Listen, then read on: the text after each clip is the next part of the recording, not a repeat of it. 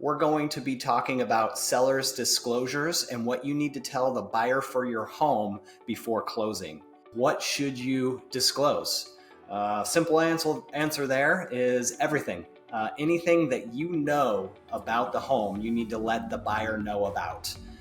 Some of the most important topics are going to be related to the property title information, any encumbrances, liens, easements that the property has. The buyer needs to be aware of that.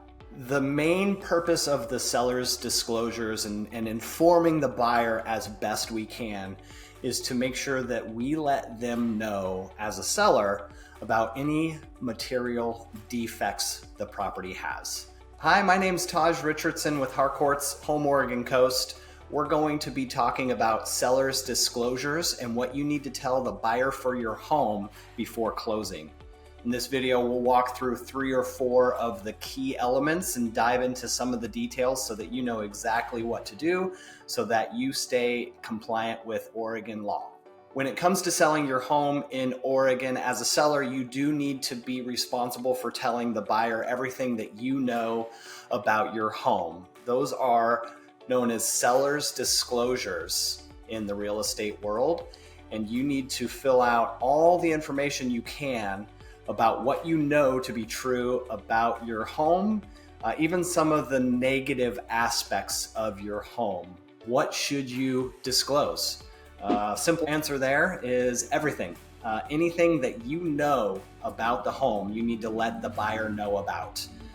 Some of the most important topics are going to be related to the property title information, any encumbrances, liens, easements that the property has. The buyer needs to be aware of that. And then how you own the home, common interests. The most common one would be, are you in a homeowners association? If so, you need to make sure that the buyer's aware of that and has all the information related to the homeowners association. So that'd be your CC&Rs, that's your rights of how to use the common areas in the HOA, your bylaws, minutes from recent meetings that the HOA has held. So a big package of information that needs to be available to the buyer there. Anything else that goes along those lines is going to have to be in there too. So there's state law, there's also federal law. The most common one out there is that we do need to let buyers know if the home was built before 1978. And if so, we need to provide them with information about lead-based paint. It was used before 78. It was no longer used in 1978. So if your home's older than 78, that's just one more disclosure that we have to make sure that we cover. When it comes to filling out the seller's disclosures, again, we use a form that's basically a checklist of yes, no, and unknown as the 3 answers. One key element of this is that as the seller, you actually have to fill the form out yourself. By law, us real estate agents, we can't fill that form out for you, but we've worked through that form with a lot of our clients. And so what we do is we have you fill out the form, and then when you have a question about how should I answer this question versus that question, we can give you a little insight into the most common ways they're answered.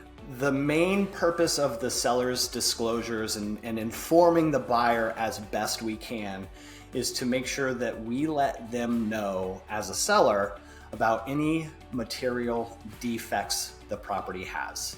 What does that term mean? It just means that if you know, for example, one of your outlets doesn't work, you want to point that out to your buyer. If there's a light fixture that doesn't work, if the fireplace doesn't work, anything that you're aware of, we need to make sure the buyer knows. One way to make sure and know of any possible defects you have in the home is a pre-listing inspection report. We've got a great home inspector. Most agents have really good home inspectors that they could refer you to. You could hire them, have them do a home inspection for you. And then you can couple that report with your seller's disclosures, use that report to fill out your seller's disclosures. And really, there's no better way to explain the entire home to your buyer than taking that process, but it's not required in any way. You can just fill out to the best of your knowledge yes, no, unknown, and in some cases non-applicable. If your home doesn't have a fireplace, for example, you'd mark non-applicable. And just give them to the best of your knowledge what you know. I want to thank you for taking the time to listen to this video about how to get through the sale process in relation to disclosing what's required by law to your buyer. We're here to help with any additional information. You can go to homeoregoncoast.com or give us a call anytime, and we're here to answer all your questions. Thanks so much. Have a great day.